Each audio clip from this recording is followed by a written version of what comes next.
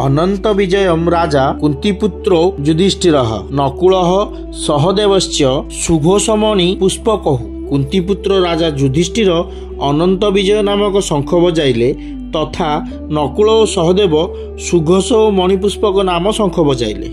अनंत विजयम राजा सुघोषमणि पुष्पक अर्जुन भीम और युधिष्ठिर तिनिहे कुंतीकर पुत्र तथा नकुल और सहदेव दुहे माद्रींकर पुत्र। एही दुई प्रभेद दर्शाइबा पई एठारे युधिष्ठिर उद्देश्य रे कुंतीपुत्र विश्लेषण करा जायछि। युधिष्ठिर को राजा कहिबार तात्पर्य हैला युधिष्ठिर वनवास पूर्व निजे अधा राज्य माने इंद्रप्रस्थर राजा थिले एवं नियम अनुसार 12 वर्ष वनवास 1 वर्ष अज्ञातवास पर से राजा हेबार थिला।